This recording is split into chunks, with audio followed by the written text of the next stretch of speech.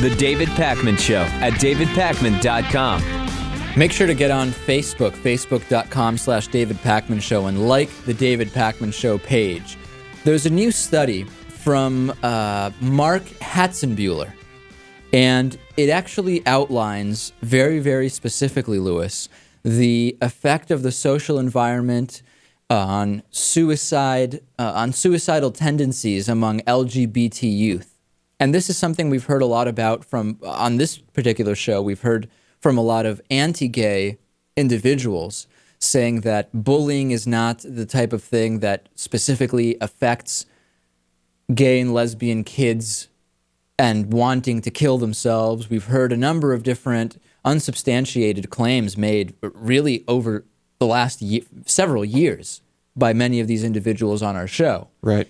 And this study very specifically outlines the discrepancy that there is between gay and straight kids in terms of how likely they are to have thoughts of suicide. But the reality is that I would assume the majority of our audience already would have put two and two together and would realize that unwelcoming situations would make LGBT kids more likely to think about killing themselves. I mean, it just is it's just obvious. Right, and it may be obvious to the people who would denounce a study like this, but that's why the study needs to take place, because even though it's obvious, right, there needs to be inconclusive or conclusive evidence that this is actually occurring. Well, we always talk about whether, when we hear about a study being done for something that appears to be obvious, is it a waste? And then we always get back around to, well, if you don't do the study, then the detractors of such obvious conclusions will say, hey, there's never been an official study done.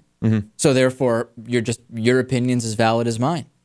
And most studies, this is more impressive than most studies, they 31,852 11th grade students. That's a big number. That's right. And about 4.4% were lesbian, gay, bisexual.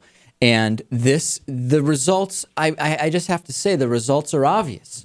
Number one, LGBT youth, or actually this is just lesbian, gay, bisexual. So I shouldn't say LGBT. There's no T in there. LGB youth were significantly more likely to attempt suicide in the year prior to the study compared with heterosexuals. And we're not talking a small difference, Lewis. We're talking 21% versus 4.2% in this particular study. Mm-hmm. Okay? Among LGB youth, the risk of attempting suicide was 20% greater in unsupportive environments compared to supportive environments. Okay? And I have thoughts on that, which we'll get to.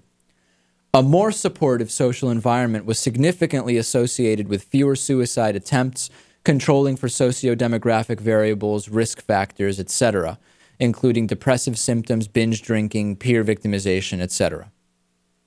Very significantly. So what this says to me is that when we hear, for example, Kentucky state lawmakers wanting to include an exception in their anti-bullying bill, I don't have to tell you what party the individual who suggested this was. Do I, Lewis? I think I don't have to do that.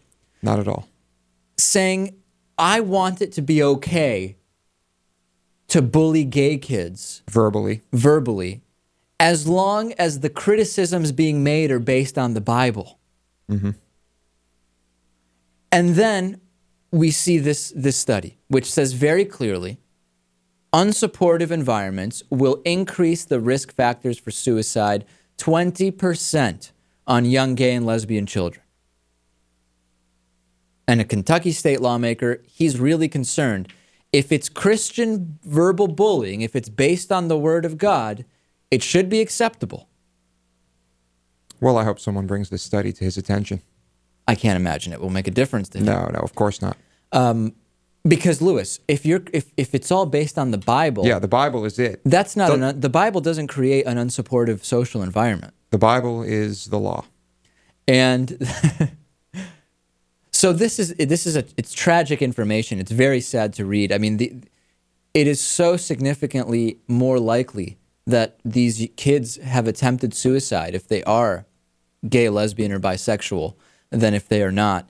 That this should...